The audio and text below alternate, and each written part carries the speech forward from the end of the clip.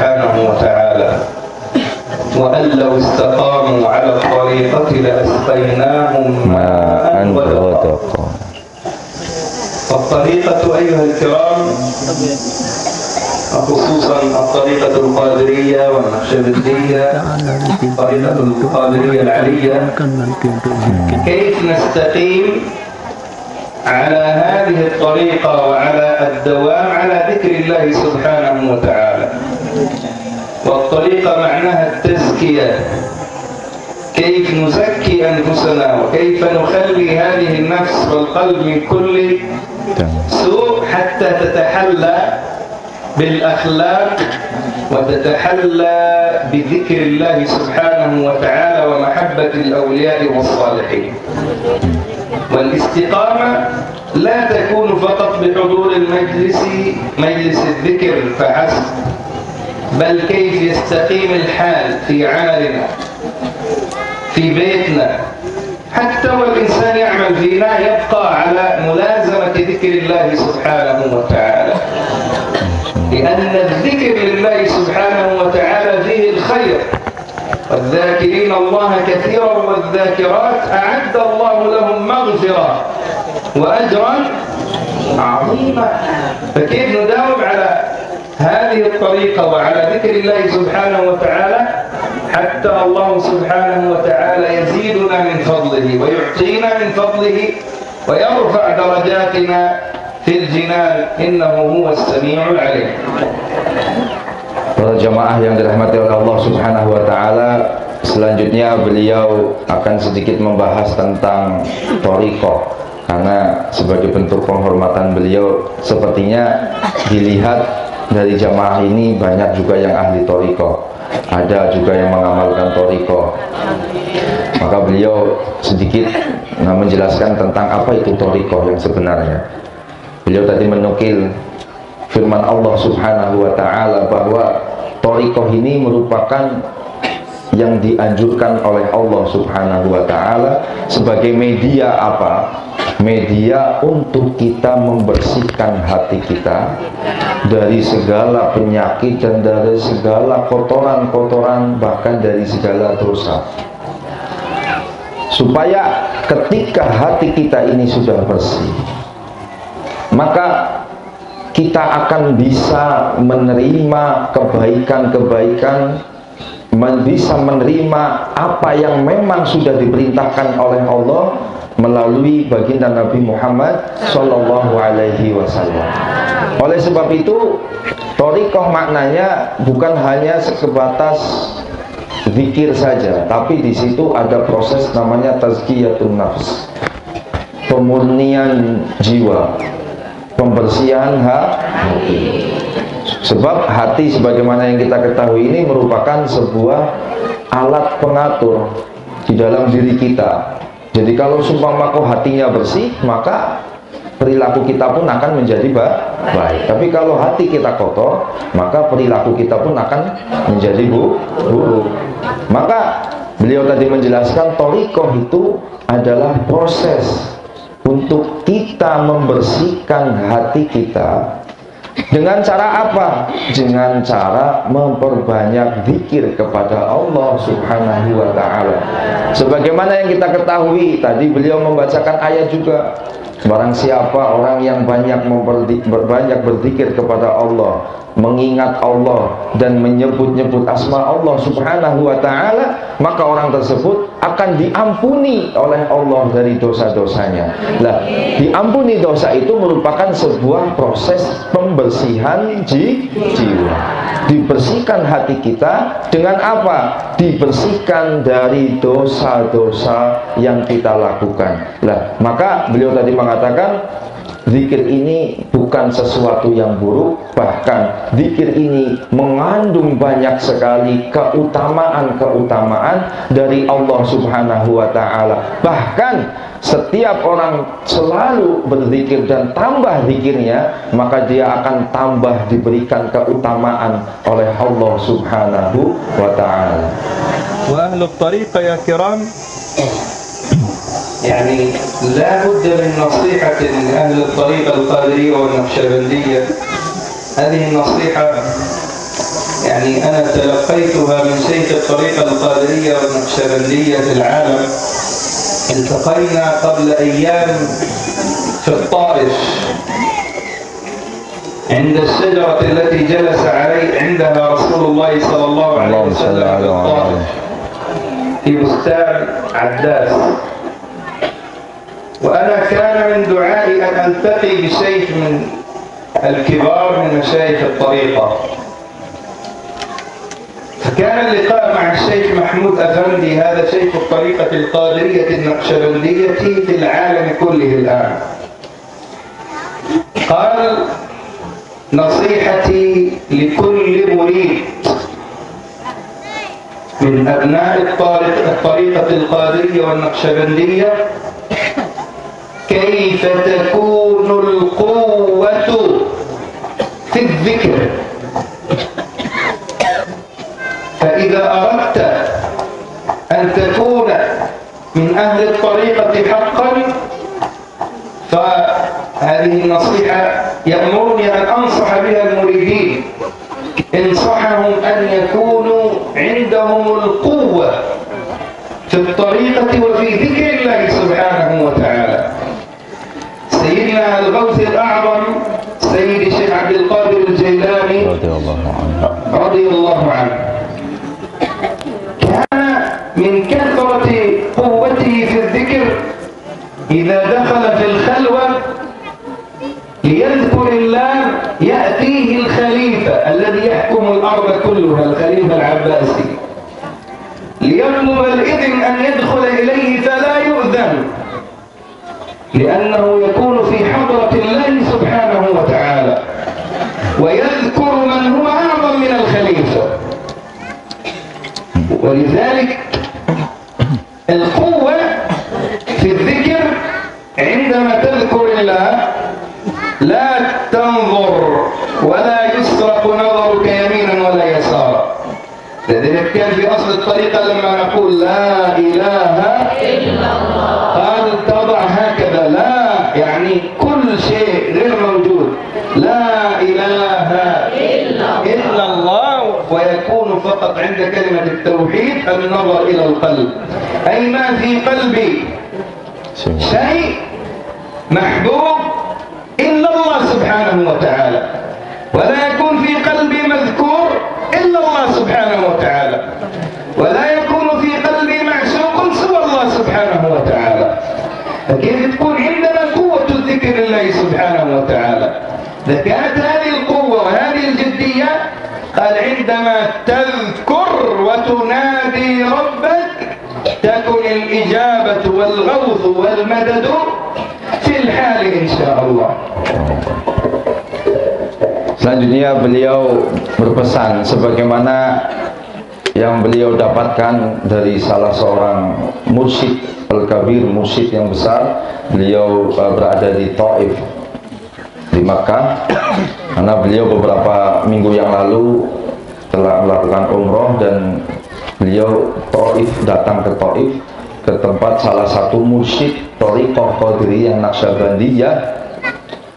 Ismu Syekh Afandi Mahmud Afandi. Beliau bernama Syekh Mahmud Afandi. Beliau Syekh Mahmud ini domisilinya di Taif, di dekat pohon yang dimana di pohon tersebut dulu pernah duduk di situ baginda Nabi besar Muhammad Sallallahu Alaihi Wasallam. Dan beliau bertemu dengan Syekh Mahmud Afandi ini, dan Syekh Mahmud berpesan kepada Syekh Ammar untuk disampaikan kepada para murid Thariqah Qadiriyah Naqsyabandiyah khususnya. Yang pertama apa pesannya? Untuk lebih menguatkan lagi di dalam berzikir kepada Allah Subhanahu wa Ta'ala. Lebih kuat maksudnya bagaimana? Makna kuat di dalam berzikir adalah ketika kita sedang melakukan zikir kepada Allah, kita tidak mengingat apa-apa lagi. Kita fokus, zikir yang kita ingat adalah asma Allah, dan kita agungkan asma Allah Subhanahu wa Ta'ala. Sampai apa? Sampai zikir kita itu sebagaimana yang tadi beliau contohkan, Dan ini yang dilakukan oleh Qutbil Ghaus Syekh Abdul Qadir Al-Jailani radhiyallahu anhu. Beliau itu kalau sudah zikir, masuk ke dalam tempatnya untuk khalwah, menyendiri untuk berzikir kepada Allah. Pemimpin pun pada saat itu, presiden pun, ketika dia mau masuk ke dalam kamarnya izin untuk bertemu dengan Syekh Abdul Qadir, itu tidak diterima.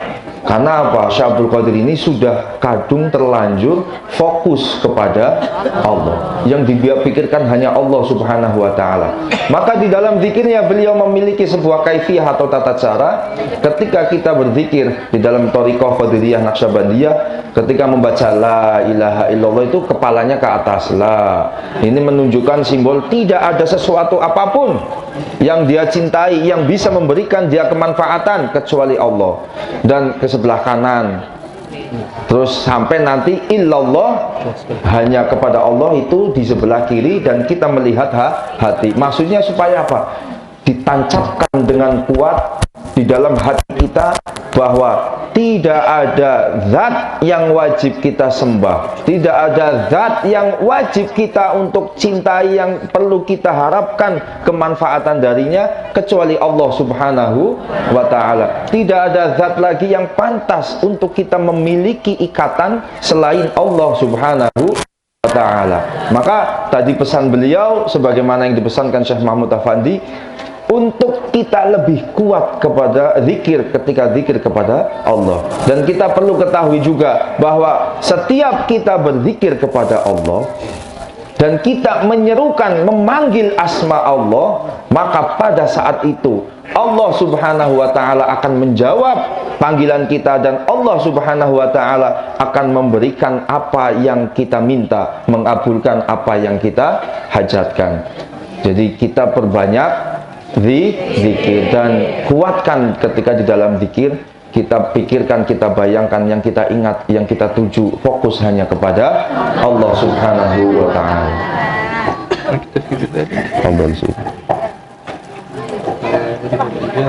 Na'am, la talqin bi la ilaha illallah yattabi'un. Oke, tabarukan. Ini tabarukan fadl. Bismillah. نجيزكم إن شاء الله في بعض الأوقات خصوصا الورد العام للطريقة القادرية، ثم بعدها إجازة وتلقين لخادم المجلس. لكن هناك عندنا يعني يوجد شروط إن شاء الله نقولها له للتأنيس، يعني يوصلها، خصوصا نظام الخلوة. والمريد الذي يعني يريد أن يكون قوي قال لابد من الخلوة وقلة الطعام. هذا في إندونيسيا قلة الطعام غير موجود. يعني في إندونيسيا في كل مكان في كل مكان di setiap tempat makan. هذا ما يصلح مع الخلوة، ما يصلح مع الخلوة. لذلك الذي يريد قوي لابد في الذكر وفي الخلوة خلاص ساتهاري ساتملا ساتو مكان ساتهاري satu kali makan. dikit makan dikit. هذا في إندونيسيا خلاص يصبح صداع. Beliau akan memberikan kita ijazah umum tentang zikir, dan juga nanti beliau akan menuntun untuk membaca talqin zikri. Ini secara umum saja, karena kalau mau yang khusus nanti ada cara-caranya, ada banyak wadhifah, yaitu keharusan yang harus dilakukan, dan itu nggak mungkin bisa secara umum. Maka nanti kalau yang itu kepada guru kita yang kita akan beri, nanti saya kirim tentang kewajiban keharusan apa yang harus dilakukan sebelum nanti mendapatkan ijazah secara khusus di dalam Thariqah Qadiriyah Naqsyabandiyah ini. Untuk saat ini beliau ingin memberikan ijazah wirid kepada kita semua, kepada para murid, ijazah secara umum. Karena apa? Tadi beliau bilang kalau untuk ijazah yang secara khusus ini, untuk yang mursyid ini nantinya itu sebetulnya banyak progres persiapan yang harus dilakukan. Salah satunya apa? Mengurangi makan. Nah, ini yang berat ini karena tradisi kita ini kan fikul makan di setiap tempat makan. Jadi ini kayaknya agak berat, makanya beliau akan memberikan ijazah secara umum saja, dan ini berbentuk wirid. Bismillahirrahmanirrahim. Hasbunallahu wa ni'mal wakil. Hasbunallahu wa ni'mal wakil. Hasbunallahu wa ni'mal wakil. Astaghfirullahal azim. Astaghfirullahal azim. Astaghfirullahal azim.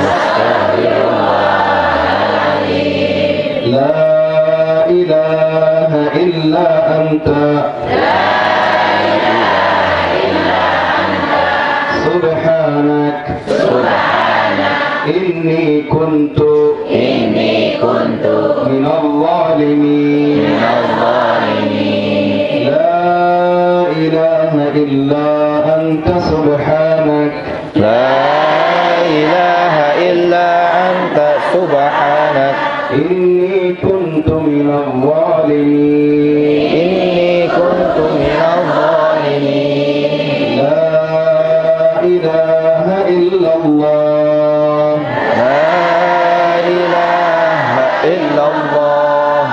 Al-malikul haqqul mubin. La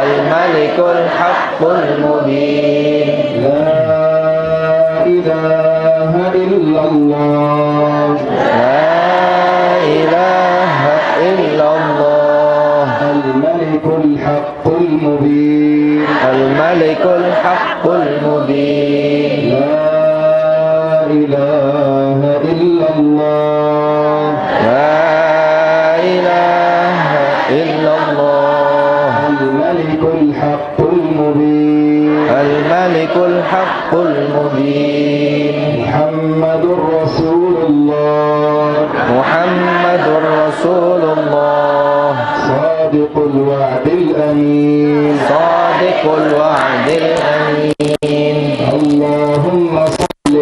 Allahumma salli ala sayyidina Muhammad wa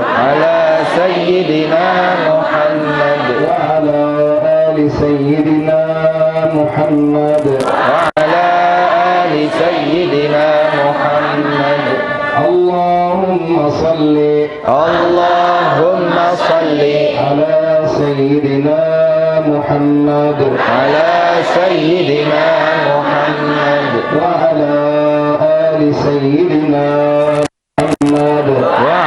ali sayyidina Muhammad. Ya Allah, ya Latif, ultuf bina bima jarat bihil maqadir. Ya Allah, ya Latif, ultuf bina fima jarat bihil maqadir. Allahumma salli ala sayyidina Muhammad wa ala ali sayyidina Muhammad.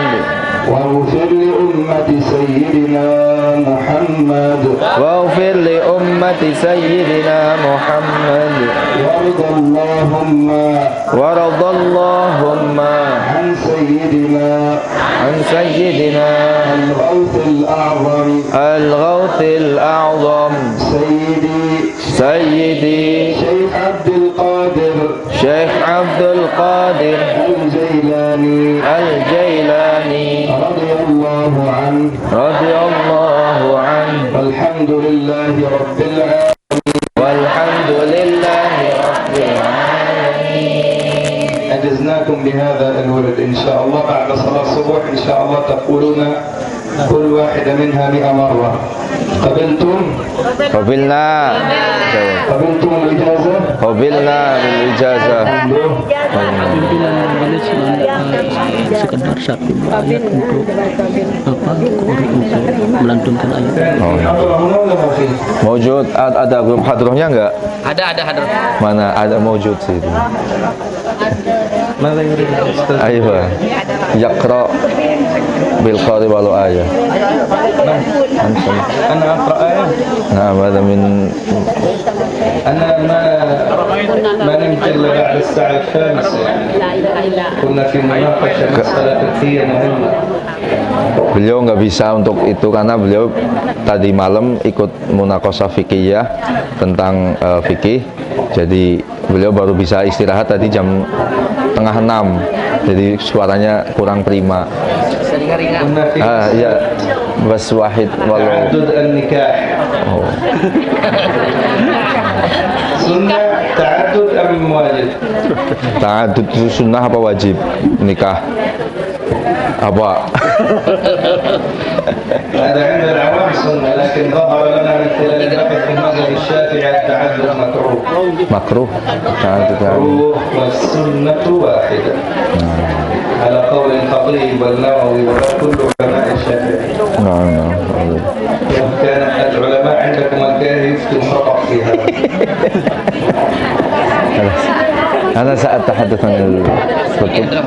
طيب. بعد ذلك Udah ada hadirnya. حاضر. حضرة حاضر هنا. ماذا يريد ينشد لنا؟ Apa yang mau dipersembahkan sholawatnya ini? Mau sholawat apa? Enggak, nanti paling beliau baca suluknya dulu, nanti dilanjutkan sholawatnya situ. الصلوات ماذا تريد؟ Apa sholawatnya mau?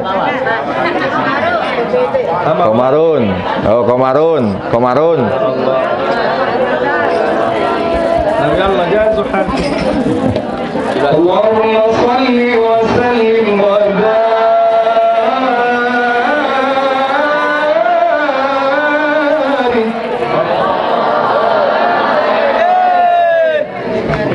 على رسول الله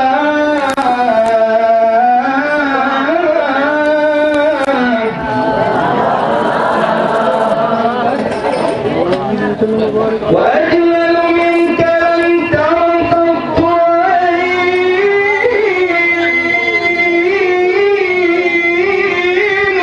Sallu ala nabi. صلى عليه وعلى آله. وأجمل منك لم تلد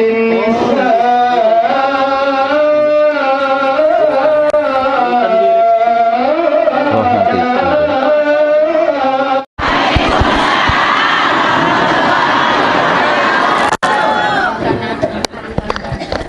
بسم الله الرحمن الرحيم On ya. الحمد لله رب العالمين Beliau nggak mau.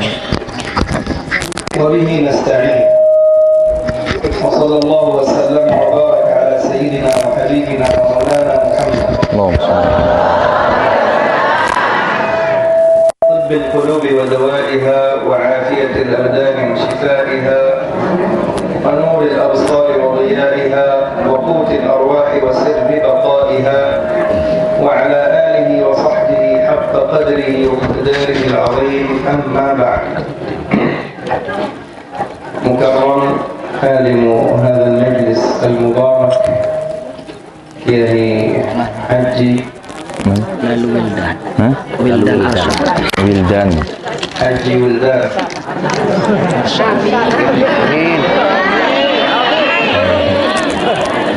صحيح Naam. نسأل الله تبارك وتعالى أن يرزقه آمين. في جنة النعيم وأن يجعله من خير المرشدين آمين. قادرية نقشبندية Amin. Ya Allah. ويرزقه الاستقامة آمين. دعوته خالصة لوجه الله الكريم Amin. المكرمون والمكرمات في هذا المعهد المبارك، هذا المجلس المبارك. نسأل الله تبارك وتعالى أن يحفظكم بحفظه وأن يمن عليكم بفضله وجوده، إنه أكرم الأكرمين. أما بعد آمين. هذا كله كلام عربي يعني آمين. يقول فهم؟ ما شاء الله فهم. فهمتم؟ ما في ترجمة. Ayo. Ini terjemah apa?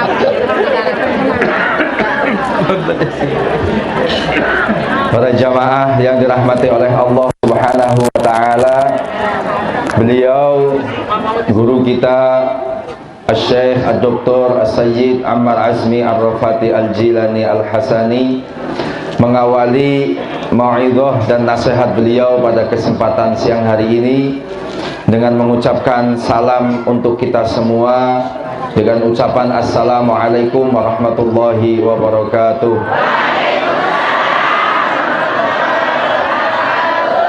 Selanjutnya beliau memanjatkan puja dan puji syukur kehadirat Allah Subhanahu wa taala, zat sebaik-baiknya pemberi nikmat untuk kita semua. Kemudian beliau ucapkan sholawat dan salam kepada junjungan kita Nabi besar Muhammad sallallahu alaihi wasallam yang kita harapkan syafaatnya kelak pada yaumul qiyamah. Selanjutnya beliau mengucapkan salam ta'zim, salam hormat kepada pimpinan keluarga besar Majelis Taklim ini, Majelis Taklim Darul Falah, wabil khusus kepada pimpinan Majelis Taklim Darul Falah ini, Kiai Haji, tadi didoain Kiai Haji Wildan Al-Arsyad, dan beliau doakan mudah-mudahan beliau senantiasa diberikan umur panjang, sehat walafiat, dan diberikan keistiqomahan oleh Allah Subhanahu wa taala untuk dapat selalu membimbing kita, untuk dapat selalu memperjuangkan berdakwah di jalan Allah Subhanahu wa taala. Beliau juga mengucapkan salam hormat, salam ta'zim kepada segenap jamaah yang hadir pada kesempatan siang hari ini, dan beliau doakan mudah-mudahan kita senantiasa mendapatkan kebaikan dan pertolongan dari Allah Subhanahu wa taala. يا أيها المكرمون والمكرمات، في هذه العجالة وفي هذا المجلس ذكرى مولد النبي صلى الله عليه وسلم، ونتحدث أولا عن نبينا محمد صلى الله عليه وسلم. النبي صلى الله عليه وسلم خير خلق الله أجمع.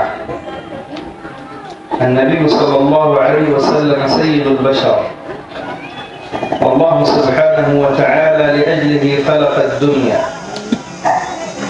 الحديث الطويل عندما أمر رب العزة جبريل عليه السلام بالصلاة على سيدنا محمد، ذلك قبل أن يخلق آدم، قال يا الله ومن محمد؟ قال يا جبريل لولا محمد ما خلقت جنة ولا نارا ولا ليلا ولا نهارا فصل على محمد. قال جبريل فصليت عليك يا رسول الله 10,000 سنة. ولذلك يا كرام أمرنا بالصلاة على الحبيب، وليس الصلاة على الحبيب مجرد أقوال نقول اللهم صل على محمد، بل الصلاة تعني في ذلك ازديادا وشوقا ومحبة إلى سيدنا محمد صلى الله عليه وسلم. فكلما زادت محبتك لسيدنا محمد كلما زادت صلاتك على سيدنا محمد، وكلما زادت صلاتك على سيدنا محمد زاد قربك إلى طريق الجنة. ففي الحديث الحسن الصحيح قال رسول الله صلى الله عليه وسلم اللهم صل على من نسي الصلاة علي أخطأ طريق الجنة من نسي الصلاة علي أخطأ طريق الجنة. لذلك يا كرام كيف نصلي ونزيد شوقا ومحبة إلى رسول الله صلى الله عليه وسلم. Para jamaah yang dirahmati oleh Allah Subhanahu wa taala dan yang kelihatan bingung semua. Beliau menjelaskan bahwa kesempatan pada siang hari ini beliau akan mengawali pembahasan tentang baginda Nabi besar Muhammad sallallahu alaihi wasallam. Sebagaimana yang kita sudah yakini dan kita ketahui bersama bahwa Nabi Muhammad itu merupakan sebaik-baiknya nabi dan sebaik-baiknya makhluk ciptaan Allah Subhanahu wa taala. Bahkan Nabi kita Muhammad tersebut, beliau karena beliaulah Allah Subhanahu wa taala bersedia menciptakan alam jagat raya beserta seisinya. Sebagaimana yang tadi beliau nukilkan dari hadis baginda Nabi besar Muhammad SAW, yang sebetulnya hadis ini panjang, tetapi beliau ringkas dan beliau ambil ketika Allah memerintahkan kepada malaikat Jibril alaihi salam untuk membaca sholawat kepada Nabi, dan pada saat itu Allah Subhanahu wa ta'ala belum menciptakan Nabi Adam, belum menciptakan manusia, tetapi Allah Subhanahu wa ta'ala telah memerintahkan kepada malaikat Jibril untuk bersolawat kepada Nabi Muhammad sallallahu alaihi wasallam, sehingga menjadi sebuah pertanyaan bagi malaikat Jibril. Malaikat Jibril bertanya kepada Allah, ya Allah, siapa Muhammad itu? Dan Allah menjawab dengan tegas bahwa Muhammad itu adalah kekasihku, dan karenanya aku mau menciptakan surga dan menciptakan neraka, bahkan saya menciptakan siang dan malam karena baginda Nabi besar Muhammad sallallahu alaihi wasallam. Sehingga malaikat Jibril dia bersedia membaca solawat dan salam kepada Nabi Muhammad, dan beliau mengatakan bahwa saya bersolawat kepada Nabi Muhammad setelah saya mendapatkan perintah tersebut kurang lebih selama 10.000 tahun. Oleh sebab itu, ini menjadi sebuah perintah untuk kita selaku umat baginda Nabi besar Muhammad sallallahu alaihi wasallam untuk senantiasa bersolawat, memperbanyak solawat dan salam kepada Nabi Muhammad. Tapi tadi beliau berpesan, solawat yang dimaksud oleh beliau ini bukan hanya solawat secara lisan saja, kita membaca Allahumma sholli ala Sayyidina Muhammad wa ala Sayyidina Muhammad saja, tetapi apa? Solawat yang betul-betul bisa masuk ke dalam sanubari kita, sehingga kita ini bertambah setiap kita membaca solawat, karena kita selalu bertambah rasa rindu dan rasa cinta kita kepada Nabi Muhammad. Dan setiap bertambahnya rasa cinta kita dan rindu kita kepada Nabi Muhammad, maka akan selalu membuat kita bisa bertambah untuk selalu memperbanyak sholawat kepada Nabi Muhammad. Itu yang dimaksudkan beliau. Jadi bukan hanya di lisan saja sholawat yang dimaksudkan, diharapkan oleh beliau, tetapi sholawat yang betul-betul masuk ke dalam sanubari kita. Kita jangan sampai tidak bersolawat kepada Nabi Muhammad. Sebab apa? Orang itu kalau dia kok sampai lupa untuk bersolawat kepada Nabi Muhammad, sama saja orang tersebut lupa akan jalannya surga. Dan hal ini disampaikan oleh baginda Nabi Muhammad di dalam hadis Hasan Sahih, bahwa Nabi Muhammad bersabda, man nasiyas salata alayya, barang siapa yang dia lupa bersolawat kepadaku, faqad akhta'a tariqal jannah, maka dia sungguh telah salah di dalam menempuh jalan menuju surga. Jadi beliau tadi berpesan, ini merupakan sebuah momen beliau menyampaikan untuk kita selalu memperbanyak membaca sholawat kepada Nabi Muhammad. Untuk apa? Untuk kita menambah rasa rindu dan rasa cinta kita kepada Nabi besar Muhammad sallallahu alaihi wasallam. والصلاة على النبي صلى الله عليه وسلم تستلزم من المصلي المحبة والمتابعة، تستلزم من المصلي عليه المحبة الكاملة والمتابعة. فالله سبحانه وتعالى قال في سورة آل عمران: قل إن كنتم تحبون الله فاتبعوني يحببكم الله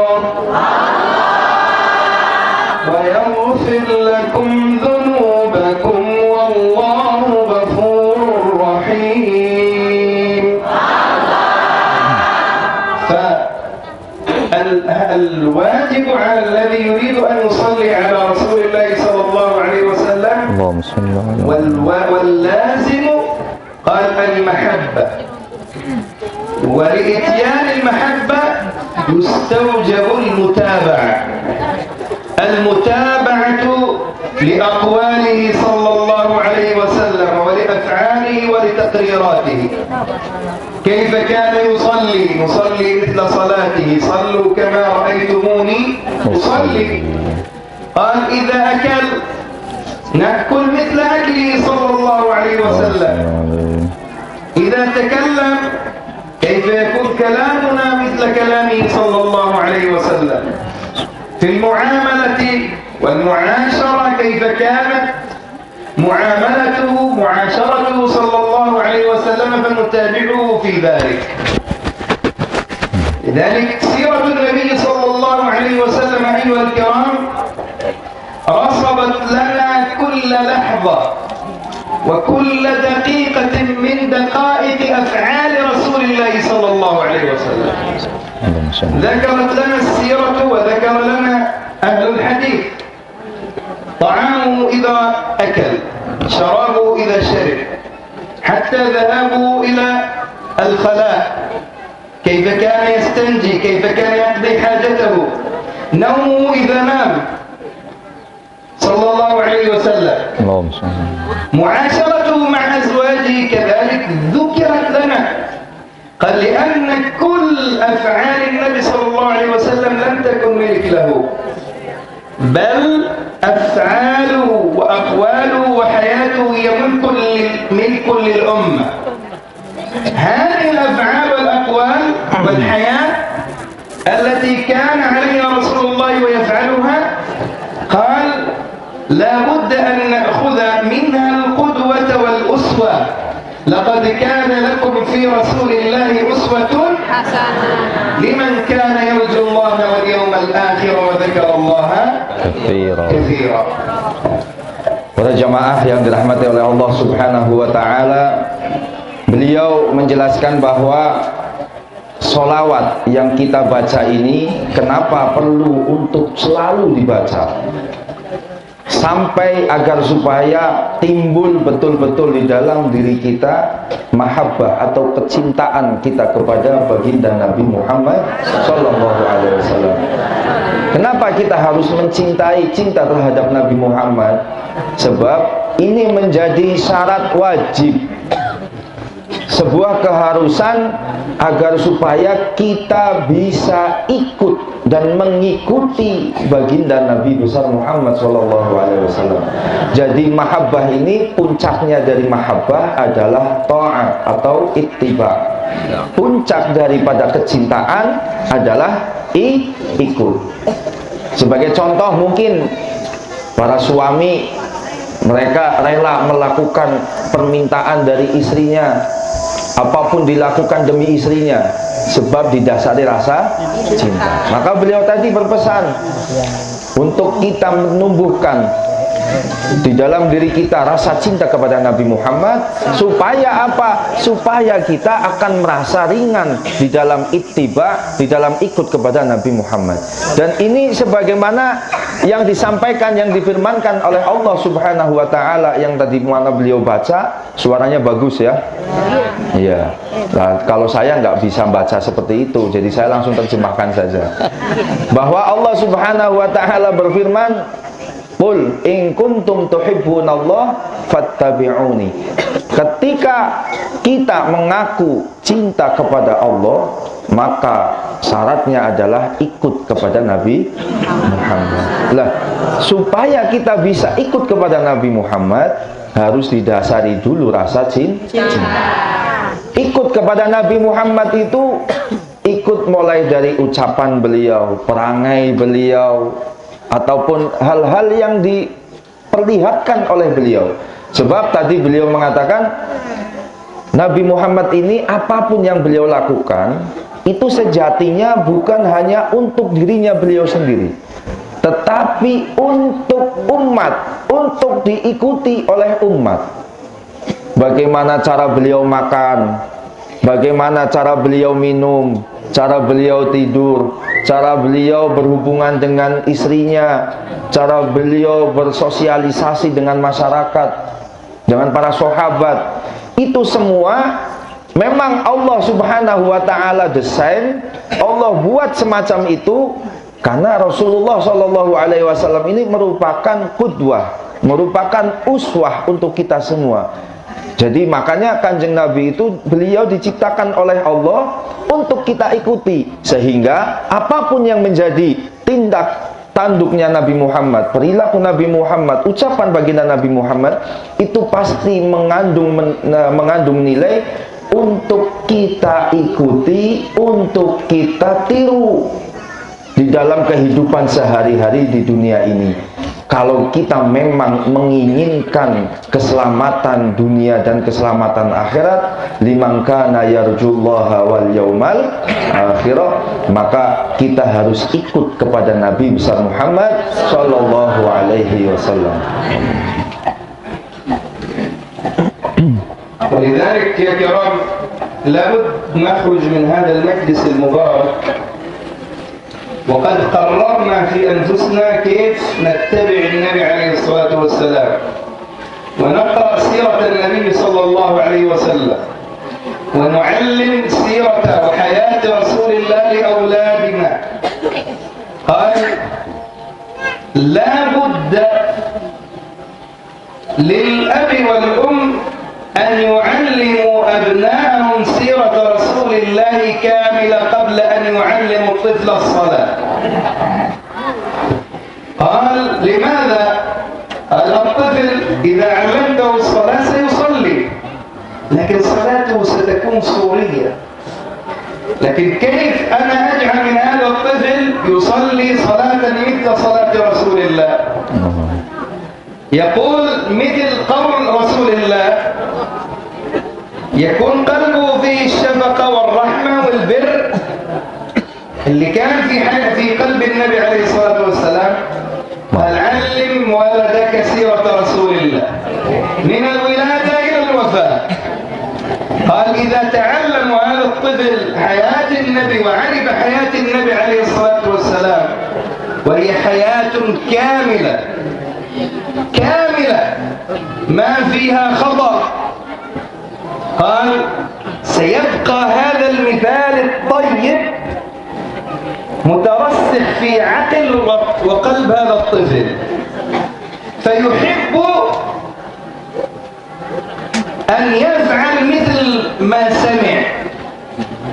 يسمع عن صلاة النبي كيف كان يصلي فيريد أن يقلد هذه الصلاة، فتصبح صلاته فورا حسب ما سمع مثل صلاة رسول الله صلى الله عليه وسلم. تصبح أخلاقه حسب ما سمع من سيرة رسول الله صلى الله عليه وسلم مثل أخلاق النبي عليه الصلاة والسلام. لذلك الواجب علينا يا كرام كيف نعلم في بيوتنا أبنائنا وندرس أبنائنا من الصغر سيرة النبي صلى الله عليه وآله وسلم.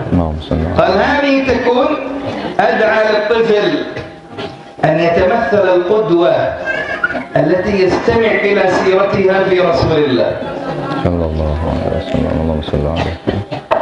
Para jamaah yang dirahmati oleh Allah Subhanahu wa taala, beliau mengatakan oleh sebab itu perlu di dalam majlis semacam ini, khususnya majlis ini, kita ini sering membaca sejarah baginda Nabi besar Muhammad Sallallahu Alaihi Wasallam, dan kita juga selaku orang tua wajib mengajarkan atau memberitahukan kepada anak-anak kita tentang sejarah biografi profil daripada baginda Nabi besar Muhammad Sallallahu Alaihi Wasallam. Bahkan tadi beliau mengatakan, menukil dari makalah seorang ulama, ajarilah anak-anak kalian, kenalkanlah anak-anak kalian kepada Nabi Muhammad sebelum kalian mengajarkan anak-anak kalian tentang sholat. Kenapa bisa begitu? Sebab sebagaimana yang kita ketahui, kita itu diperintah untuk sholat yang sesuai dengan bagaimana sholatnya baginda Nabi Muhammad. Jelas ya. Jadi sebelum kita belajar tentang sholat, alangkah lebih baiknya kita pelajari dulu tentang siapa Nabi Muhammad, sehingga kita akan tahu apa yang menjadi sebuah kebiasaan yang dilakukan oleh Nabi Muhammad. Bagaimana beliau sholat secara zahir ataupun secara batin. Perlu kita, tentu ini kita perlu mengenal dulu siapa Nabi Muhammad. Maka beliau tadi berpesan, seyogianya bagi bapak dan bagi ibu, seorang tua, selaku orang tua, ajari, kenalkan anak-anak kita di rumah-rumah kita tentang profil sejarah baginda Nabi Muhammad, supaya apa? Tertanam betul di dalam akal dan di dalam hati anak kita ini sifat mengidolakan Nabi Muhammad.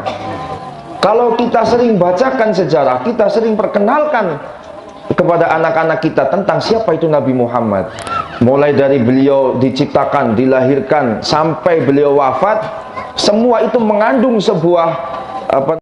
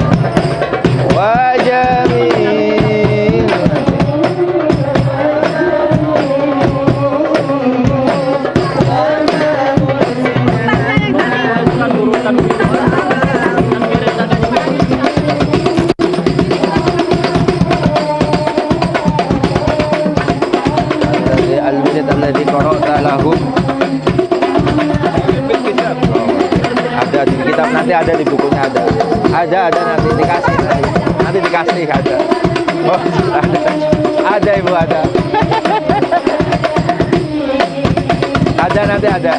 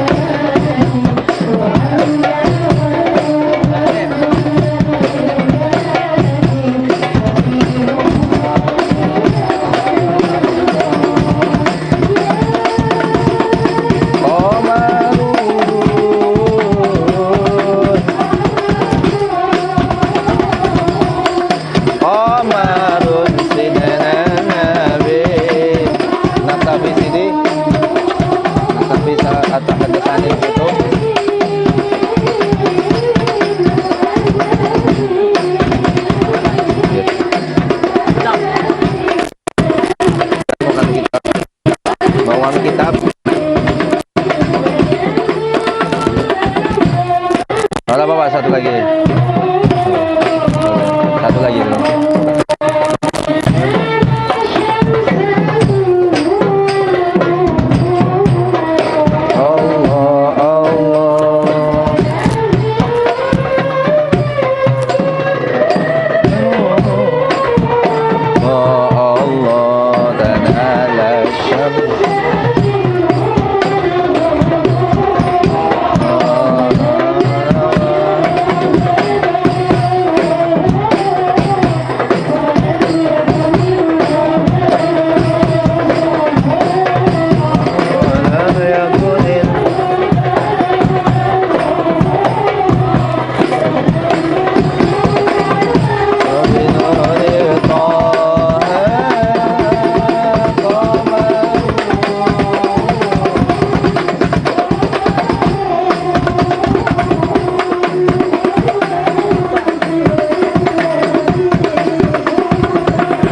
Kitabnya udah diambil belum?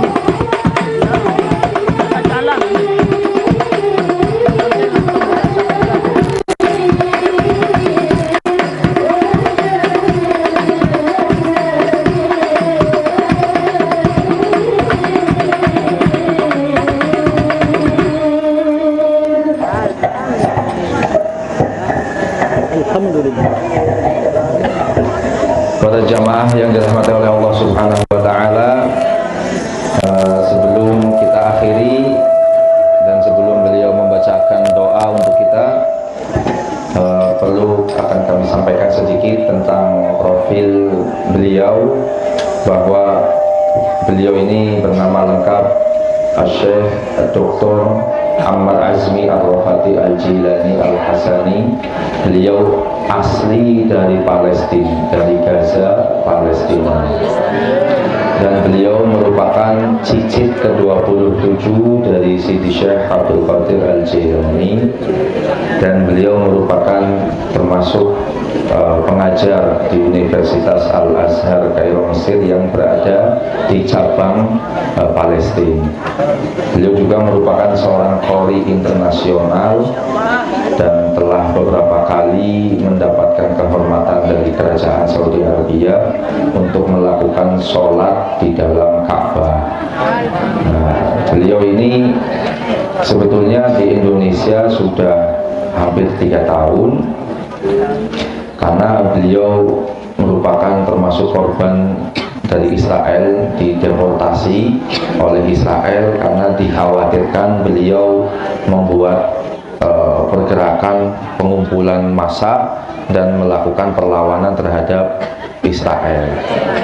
Beliau ini kalau di Palestina merupakan pejabat pemerintah Palestina juga, dan beliau memiliki sekitar 60 yayasan, yang mana setiap satu yayasannya itu minimal 20 anak yang beliau fasilitasi untuk belajar dan menghafalkan Quran. Beliau merupakan seorang ulama ahli hadis dan juga seorang ulama ahli fikih dan juga ahli qiraah. Beliau menguasai 14 qiraah, riwayat qiraah sebanyak 14 rawi qiraah. Maka alhamdulillah ini merupakan sebuah kehormatan dan sebuah barokah yang besar untuk kita. Beliau bersedia hadir di majelis di tempat ini. Selanjutnya, beliau ini penulis kitab, pengarang kitab juga buku. Ada beberapa buku yang beliau sudah tulis, tapi yang baru bisa dicetak itu sekitar 8. Nah, beliau ini mendedikasikan kitab yang beliau tulis untuk membantu saudara-saudara kita yang berada di Palestina. Dan beliau ini memang keluarga besarnya semua masih ada di Gaza dan semua ada di Palestina. Bahkan satu dari putrinya beliau dan cucunya beliau itu sekarang masih berada di Gaza, dan kakak-kakaknya beliau juga kemarin sudah ada beberapa yang menjadi korban, menjadi syahid. Nah, dan alhamdulillah beliau, keluarga intinya, istri dan 3 putra beliau bisa dibawa ke Indonesia, meskipun belum menjadi warga negara Indonesia, masih tetap di sini menggunakan visa bisnis lah, bukan visa itu ya lancong gitu. Nah, beliau ini membawa kitab, menulis kitab, diantaranya ada kitab Kaifa Tahfadzul Quran, cara mudah untuk menghafalkan Al-Quran. Beliau tuangkan berdasarkan pengalaman beliau, karena beliau ini hafal Al-Quran di usia 10 tahun, dan hafal kitab Riyadhus Shalihin di usia 10 tahun juga. Maka beliau beliau tuangkan di dalam kitab tulisan beliau, dan kitabnya ini semua sudah ada terjemahan bahasa Indonesia, kecuali satu kitab beliau tentang Arba'un al-Hadis, 40 hadis tentang puasa. Yang 40 hadis tentang puasa ini, satu hadisnya disebutkan sanadnya sampai jumlah 40 sampai kepada Rasulullah Shallallahu Alaihi Wasallam. Tapi itu nggak kami bawa kebetulan pada kesempatan ini. Yang kami bawa hanya 3, yaitu Kaifa Tahfadzul Quran, cara untuk menghafalkan Al-Quran, dan yang kedua tentang Syarah Aqidatul Awam, dan yang ketiga adalah Manaqib Siti Syekh Abdul Qadir Jailani, tapi dari sisi keilmuan beliau. Jadi beliau menulis kitab tentang Manaqib Syekh Abdul Qadir Jailani dari sisi apa? Dari sisi keilmuan Syekh Abdul Qadir. Nah, itu beliau bawa, dan ini beliau bukan menjual kitab, tapi barangkali ada jamaah yang ingin ikut berdonasi untuk saudara-saudara kita yang ada di Palestina, karena keadaan di Palestina sekarang untuk minum aja susah, minum air bersih aja susah. Bahkan mereka ahlu Gaza, penduduk Gaza itu, mereka sampai kalau mau minum air bersih itu, mau minum, ngambil air laut, terus direbus, diambil, dikumpulkan uapnya, itu baru diminum. Coba bayangin. Karena apa? Kalaupun mereka mau beli, misal ada di sekitaran Gaza itu ada yang jual satu aqua 1 botol harganya 70.000. Makanya saudara-saudara kita yang berada di Palestina, maka beliau mendedikasikan kitabnya itu untuk hadiah bagi yang ingin berdonasi untuk Palestina. Nah, kalau kita mau berdonasi 50.000 untuk satu kitab, nanti beliau akan kasih hadiah kitabnya itu, dan itu sudah ditandatangani langsung oleh beliau. Dan nanti bisa hubungi Ustadz Andrian ini